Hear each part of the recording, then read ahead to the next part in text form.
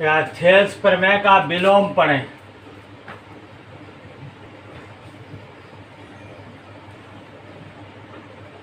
Thales प्रमेय का विलोम।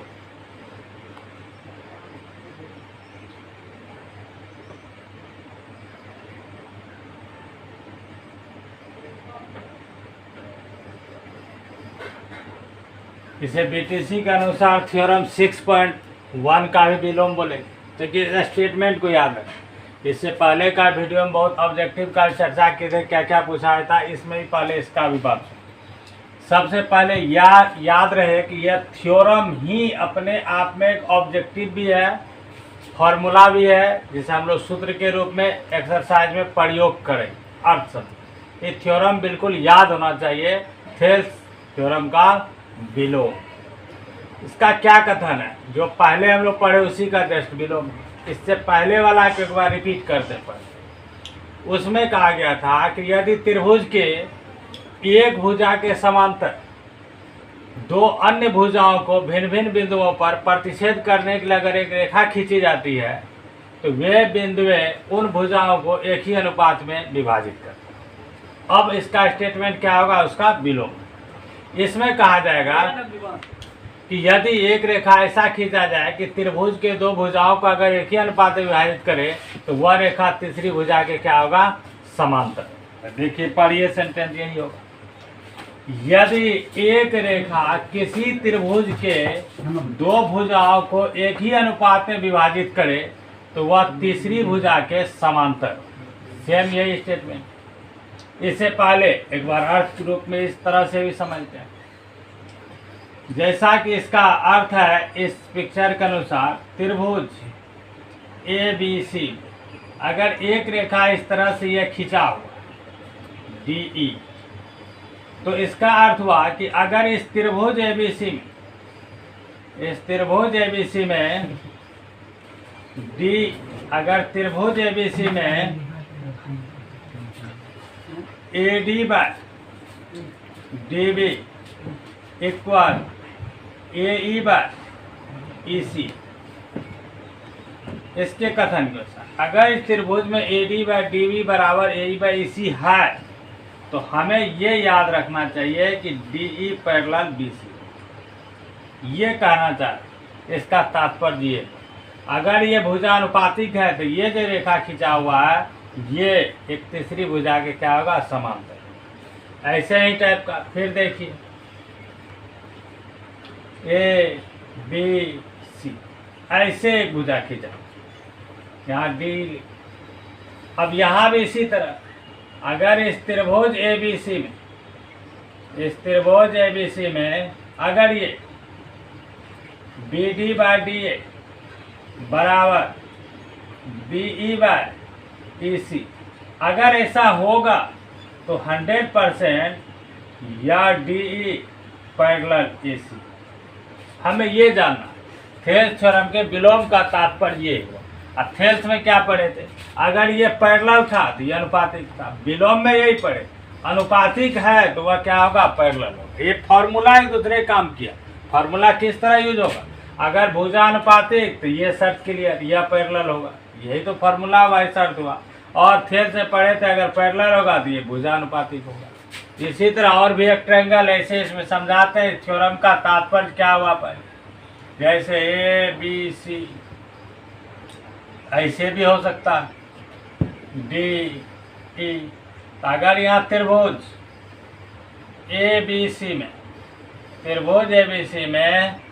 CD bye DA बराबर CE बाय EB, तो यहाँ क्लियर हो गया। यह भी DE जो भुजा है, DE रेखा, वह क्या होगा, भुजा AB के पैरेलल। इसका तात्पर्य को समझ, ये क्या कथन है, और यह पूरा सेंटेंस हमें 100% याद होना चाहिए।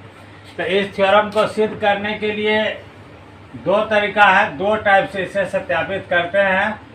तब पहले जो छोटा है, सिंपल है, जिसे बुक में अल्टरनेट मेथड या वैकल्पिक विधि दिया गया है, इसी के आधार पर सिद्ध करते हैं। फिर दूसरा, जिस तरह से या जो कंस्ट्रक्शन थेल्स में करके किए थे वैसा भी प्रूव किया। आज पहले देखिए वैकल्पिक।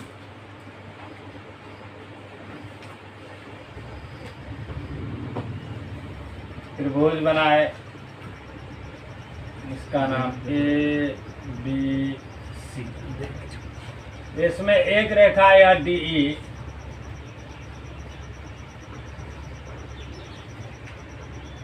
इस प्रकार खींचा गया कि इसका भुजा क्या है, अनुपाती। तरकीब है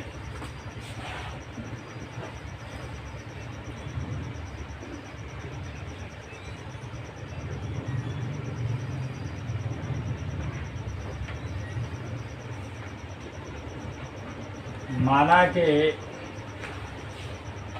ए बी सी एक त्रिभुज जिसमें रेखा डी ई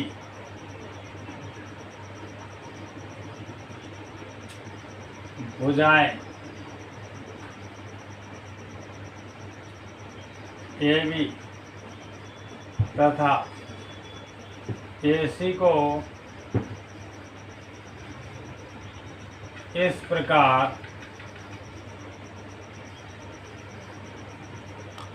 प्रतिच्छेद करता है कि A D by D B बराबर ए ई बाय ई सी। यहाँ भी वही चीज लिखा हुआ कि यदि एक रेखा किसी त्रिभुज के दो भुजाओं को एक ही अनुपात में विभाजित करे तो यही हुआ एक ही अनुपात। तो यहाँ पर हम रेखा डी ऐसा लिए कि जिससे ए बी का अनुपात और ए ई का अनुपात क्या है, बराबर। इसलिए लिखेंगे में माना कि ए बी सी एक त्रिभुज है जिसमें रेखा डी भुजा ए बी और ए सी को इस प्रकार प्रतिच्छेद करता है कि A D by D B बराबर क्या होना चाहिए, ए ई बाई ई सी। ये याद रहे, इस पॉइंट का बहुत महत्व है, इसका यूज करें। या कम सेंटेंस लिखते सीधा, माना कि विशिष्ट त्रिभुज है जिसमें A D by D B बराबर ए ई बाई सी। इतना से भी काम चल सकता है, लेकिन पूरा सेंटेंस लिखने से ज़्यादा अच्छा है। तो ये तो दिया हुआ पॉइंट हुआ। तो यहाँ हमें प्रूव क्या करना, प्रूफ जिस रेखा का जिक्र किया गया है अर्थात जो रेखा भुजा को एक ही अनुपात में बांटा वह रेखा क्या नाम है, डीई। तो ये डीई रेखा जो है तीसरी भुजा के समांतर। तो तीसरी भुजा इसमें क्या होगा, काटा है किसको किसको, तो ए बी को और ए सी को। तो ये दोनों तो हट गया, तो बचा क्या तीसरी भुजा, बी सी। अर्थात यह बी सी के क्या होगा, पैरेलल। हमें ये साबित करके इसमें दिखाना, इसमें से सिद्ध कर। तो यहाँ लिखेंगे आप प्रूफ। तो प्रूफ में देखिए इसमें थोड़ा सा वैकल्पिक है, तो थोड़ा टेक्निक समझिए। यहाँ अच्छे से ये बात माइंड में सेट है, डी बी सी का पैरेलल है, ये बात जान रहे हैं। लेकिन वैकल्पिक विधि से इसे सिद्ध करने में यहाँ लिखेंगे माना कि रेखा डीई, रेखा डीई भुजा बीसी के समांतर नहीं, इसको माने।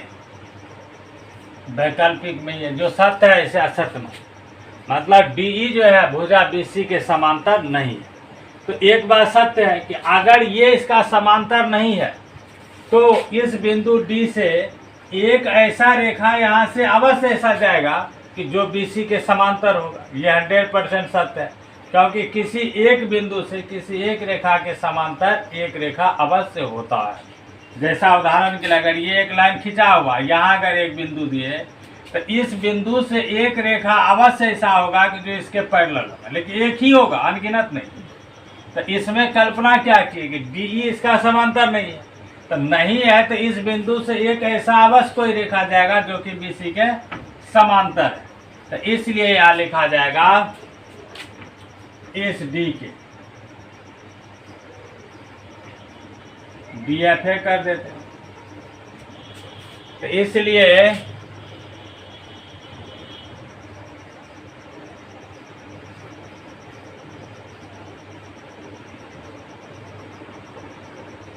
बिंदु डी से रेखा डी एफ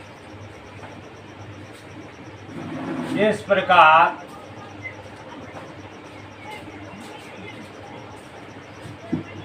खींचा कि D F parallel B C. ये कंस्ट्रक्शन में नहीं हुआ, ये प्रूफ कर रहे हैं, उसी में यह से लिखा गया, क्योंकि यह कल्पना किया गया ऐसा माना है। तो शर्त एक बार फिर से मिला लीजिए इसमें कि इसमें बिंदु डी से जो रेखा डी खींचा गया है, यह इस शर्त के अनुसार माने कि बीसी के समांतर नहीं है। तो यह निश्चित है कि बिंदु डी से एक ऐसा रेखा अवश्य जाएगा जो कि वह डी एफ बी सी के पैरेलल। तो हम डी एफ और बी सी के पैरेलल इसमें एक रेखा खींचे। अब देखिए यहाँ से, अब यहाँ शर्त आएगा त्रिभुज एबीसी में डी एफ पैरेलल क्या है बी सी, क्योंकि यहाँ खींचे यह बी सी है, D F parallel B C. तो इसलिए थेल्स थ्योरम के अनुसार अभी भी तो पढ़ाए समझाए, थेल्स आप विलोम दोनों समझाए। तो जब D F parallel B C है तो थेल्स प्रमेय से क्या होगा, A D by D B. अब बराबर क्या होगा, A F by F C, यह होगा थेल्स प्रमेय से।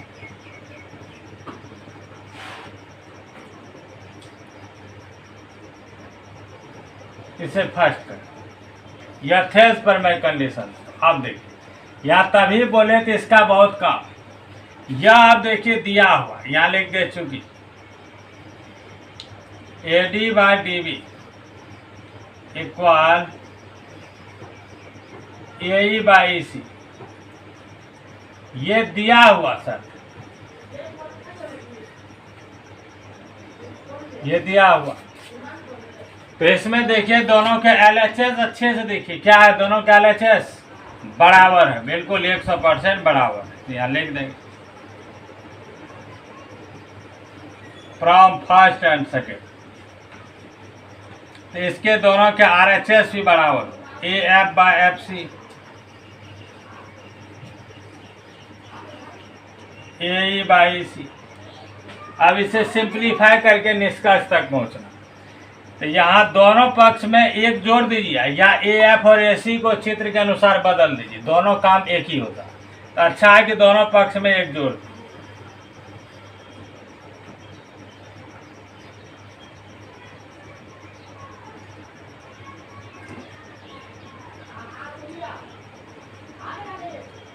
तो यहाँ हो गया दोनों पक्ष में एक जोड़ने पर यहाँ हो गया A F by F C plus 1, यहाँ ए बाई प्लस, इसे सिंप्लीफाई 1 बाय 1 1 बाय। तो एफ सी 1 का एलसीएम क्या लिए एफ सी। तो यहाँ हो गया A F plus F C, यहाँ हो जाएगा ए plus E C by C. अब चित्र पर नजर, इस ट्रेंगल पर देखिए ए एफ और एफ सी, यहाँ देखिए ए एफ, यहाँ से यहाँ एफ सी, जोड़िए दोनों क्या होता है, ए एफ और एफ सी को जोड़ने पर बन जाएगा ए सी बाय एफ सी। ये फिर इस चित्र में देखिए ए ई और ई सी, ए ई यहाँ से यहाँ है, ई सी है, इन दोनों को भी जोड़िए क्या बन जाएगा ए सी। तो मैथमेटिक्स से पढ़ाए थे जब दोनों पक्ष यहाँ मान बराबर हो तो हट जाता है, या पावर हटता आधार हटता है, या मान सब कट जाता है, कैंसिल हो जाता है बराबर। तो शर्त के अनुसार यहाँ ए सी और ए सी क्या हो जाएगा कैंसिल। तो शर्त क्या निकला एफ सी बराबर ई सी। जबकि चित्र देखकर क्या निष्कर्ष है, दोनों अलग अलग जगह। तो इसका मतलब हुआ कि ये जो निष्कर्ष आया एफ सी बराबर ई सी, यह तभी संभव है जब बी और डी एफ समपाती हो। यहाँ लिखेंगे क्योंकि एफ सी बराबर ई सी या तभी संभव है जब DF तथा DA समपाती हो। तो जब यह समपाती हो गया तो इसका मतलब है कि DF क्या था, BC के पैरेलल था। तो इसका मतलब DE भी क्या होगा, BC के पैरेलल होगा। और यहाँ लिखेंगे हमारा मानना क्या था, गलत था, इसलिए DE पैरेलल BC। तो जरूरी है दोनों में से कोई सेंटेंस लिख सकते हैं। तो जब यहाँ समपाती लिखिए दिए हैं, DF और DE क्या है, समपाती है। और ये बात पहले कंफर्म है कि DE BC के क्या है, पैरेलल है। तो इसका मतलब साफ क्लियर हुआ कि DE पैरेलल BC। ये हुआ थेल्स थ्योरम का विलोम। क्या देखिए, अब थेल्स प्रमेय के विलोम को हम लोग दूसरा तरीका से भी इसे प्रूव करते हैं। तो दोनों में से कोई एक तरीका अवश्य इसका परमानेंट प्रैक्टिस करेंगे, ताकि अगर एग्जाम आवे तो इसे सॉल्व कर सके। तो दोनों में कोई एक जो समझ में आवे उसे रेगुलर प्रैक्टिस करते रहे। तो देखिए, इसका दूसरा तरीका हम क्या, थोड़ा सेंटेंस को छोटा भी करें। गिवे, माना कि ABC एक त्रिभुज है जिसमें AD/DB बराबर AE/EC। तो अर्थात D रेखा खिंचा हुआ ये चित्र में है ही, इसलिए सेंटेंस को थोड़ा शॉर्ट कर दी। कहने का अर्थ वही बात हुआ कि माना कि ABC एक त्रिभुज है जिसमें रेखा D त्रिभुज की भुजा AB और AC को इस प्रकार काटा है, प्रतिच्छेद किया है कि AD/DB बराबर AE/EC। तात्पर्य वही है, पिक्चर बना हुआ है और जितना लिखा हुआ है इन दोनों को मिला करके अर्थ वही है। तो इसलिए शॉर्ट में लिखे, माना कि ABC एक त्रिभुज है जिसमें AD/DB बराबर AE/EC। तो सिद्ध क्या करना है, टू प्रूफ।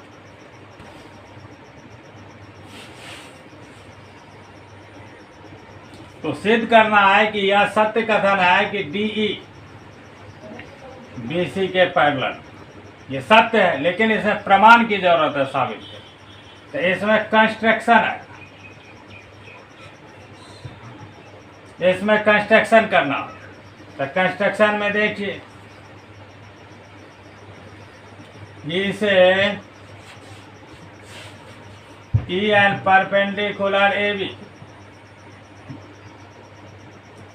D से DM परपेंडिकुलर AC खींचा। जो इससे पहले वाला हम किए थे थेल्स में, हूबहू सेम वैसा ही हो। ये कंस्ट्रक्शन किए,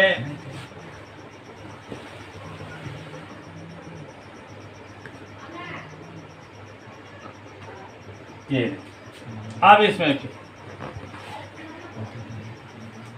BE तथा CD को मिलाया, इसको मिला। ये कंस्ट्रक्शन में कोई बदलाव नहीं किए, जैसा थेल्स का थ्योरम सिद्ध किए थे हूबहू सेम कंस्ट्रक्शन है, वही टर्म है, वही नाम है। अर्थात थेल्स याद होगा तो इसका 90% ऐसे ही समझ में है। क्या होगा विलोम में, जो उससे थोड़ा सा डिफरेंट हो। और अभी जो थेल्स प्रमेय का विलोम साबित किए वह इसका वैकल्पिक विधि, अल्टरनेट मेथड है। छोटा है इसलिए अधिकांश स्टूडेंट उसी को प्रैक्टिस करके याद रखता है, या जिससे ऐसा समझ में आ जाए वो ऐसा भी याद रख सकते हैं। तो हम दोनों तरीका बताते हैं कि वो अपना काम पूर्ण कर देते हैं, जिससे जिसको सुविधा होगा उस तरह से वो प्रैक्टिस करें, ताकि एग्जाम में नंबर अच्छा आ सके। प्रूफ, तो प्रूफ में सबसे पहला देखिए, यहाँ क्या है कि त्रिभुज लेंगे, त्रिभुज ADE। याद होगा अगर थेल्स का, तो देखिए यही लिए थे ADE। उसमें ये भी लिखे थे EN परपेंडिकुलर AD। हूबहू यहाँ देखिए मिला लीजिए, वही लिखे। ये कैसे लंब है, तो यहाँ चूंकि EN परपेंडिकुलर क्या है, AB। ये तो कंस्ट्रक्शन में देख ली, EN परपेंडिकुलर AB। तो AB रेखा और AD रेखा दोनों क्या है, एक ही। AB और AD एक ही है। तो जब यह AB पर लंब है तो इसका मतलब हुआ कि AD पर भी लंब है। ये 100%। तो जब ये लंब है तो त्रिभुज का क्षेत्रफल तो समझाए थे। तो एरिया ट्रायंगल ADE क्या, एरिया ट्रायंगल AD हो जाएगा हाफ AD इंटू EF, ये इसका एरिया होगा। इसी प्रकार फिर देखिए ट्रायंगल BDE, इस ट्रायंगल BDE में भी देखेंगे, इसमें परपेंडिकुलर क्या, तो इसमें भी देखिए EN परपेंडिकुलर, इसमें हो जाएगा DB, क्योंकि इसका भी रीजन यहाँ समझ सकते हैं।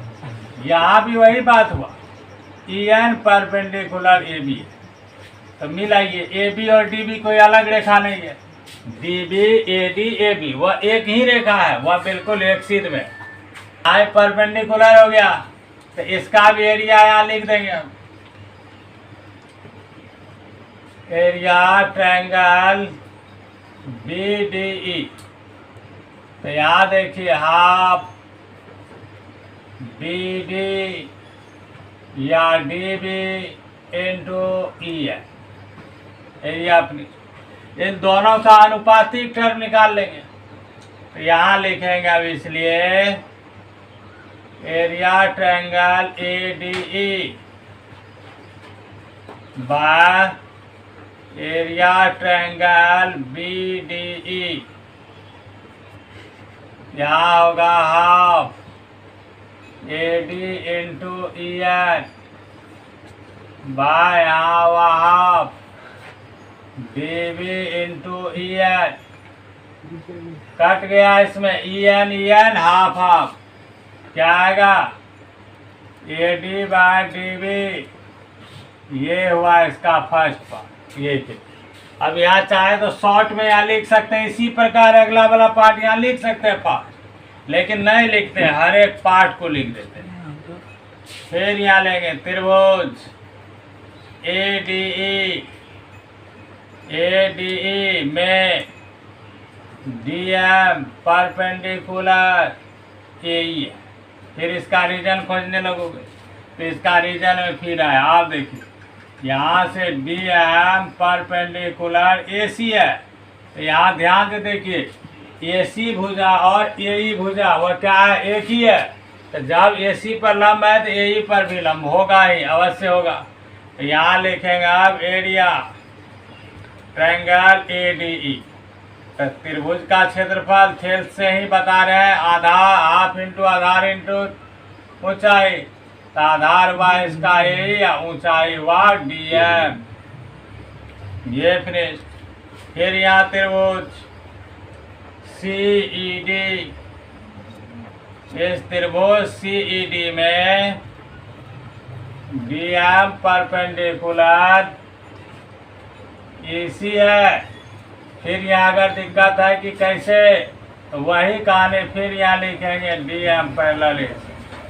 जब DM पैरेलल AC हुआ तो इसका मतलब DM जो है वह इसी पर भी परपेंडिकुलर लंब है। तो फिर यहाँ एरिया, यहाँ हो गया area triangle ADE, area triangle CED, area triangle CED का value half into EC into D। अब इन दोनों का क्या निकालना होगा, रेशियो, इसलिए area triangle ADE by area triangle CED equal half into AE into DM half into EC into DN। यहाँ भी देखिए हाफ कैंसिल हो जाएगा और DM कैंसिल, क्या है निष्कर्ष, AE बाय EC, यह हुआ सेकेंड पार्ट। अब देखिए इसका वैल्यू AD बाई DB, इसका वैल्यू AE बाई EC। अब यहाँ देखिए चूंकि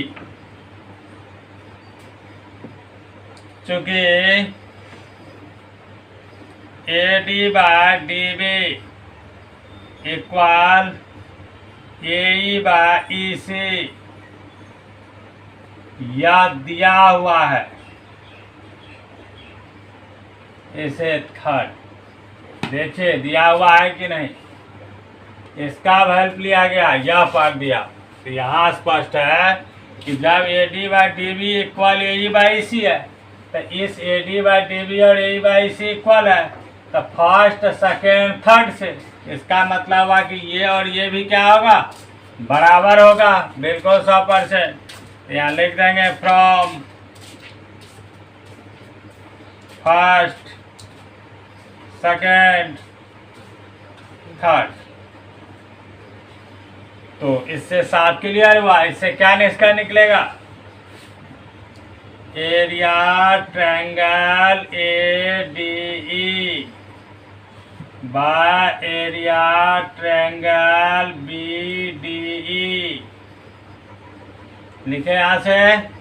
फिर इसका यहाँ एरिया ट्रायंगल ADE और यहाँ है एरिया ट्रायंगल CED। फिर इसे अच्छे से देखिए, इसका अंश का हिस्सा देखिए सेम टू है ट्रायंगल, ये वाला हिस्सा हट सकता है, यहाँ से ये हट जाएगा और यहाँ हुआ area triangle BDE equal area triangle CED। अब इन दोनों ट्रायंगल को फिर अच्छे से यहाँ मिलाइए। इस दोनों ट्रायंगल का क्षेत्रफल क्या है, बराबर है। ये हमें निष्कर्ष निकला, ये दिया हुआ नहीं है, यह निष्कर्ष निकला। फिर दूसरा चीज देखिए, इन दोनों ट्रायंगल में एक भुजा जिसे आधार समझ सकते हैं वह दोनों में एक ही है, अर्थात इस त्रिभुज का भी आधार D है और इस त्रिभुज का भी आधार D है। तो हम लोग थेस थ्योरम जब पढ़ रहे थे तो उसमें पढ़े थे कि दो समांतर रेखाओं के बीच समान आधार वाले त्रिभुज का क्षेत्रफल बराबर होता है। लेकिन यहाँ क्या आया, इसका अपोजिट, क्षेत्रफल बराबर आया, आधार सेम है। तो इसका मतलब है कि यह दोनों क्या है, समांतर रेखाओं के बीच स्थित है, अर्थात यह DE जो है वह BC के पैरेलल होगा, क्योंकि उसका आप विलोम का शर्त है। तो यहाँ आप लिख सकते हैं, यह एरिया जब आया है तो इसको दोबारा रिपीट भी कर सकते हैं, यह कन्फर्म बात। यहाँ आप लिख देते हैं इसी को, चूंकि एरिया ट्रायंगल BDE एवं area triangle BDE equal area triangle CDE एवं आधार DE एक ही है, इसलिए ये दो समांतर रेखाओं के बीच स्थित है। इसीलिए आप लास्ट में लिख देंगे, अतः DE पैरेलल BC। ये वैकल्पिक विधि की अपेक्षा बहुत आसान है, सिर्फ ये बड़ा है, वैकल्पिक विधि छोटा है। तो किसी को ये तरीका 100% समझ में आ जाता है, जैसा कि अभी बताए, एक ही बार में 100% समझ में आ जाए। और कुछ ऐसे स्टूडेंट हैं जिसे वैकल्पिक विधि भी वह एक ही बार में समझ में आ जाएगा। तो जिसका माइंड में जो सेट हो जाए वह इस तरह से इसे अब प्रैक्टिस करे। अब इसमें कुछ उपप्रमेय है, वह भी सर्च पढ़ेंगे और इसके बाद एक्सरसाइज प्रारंभ करेंगे।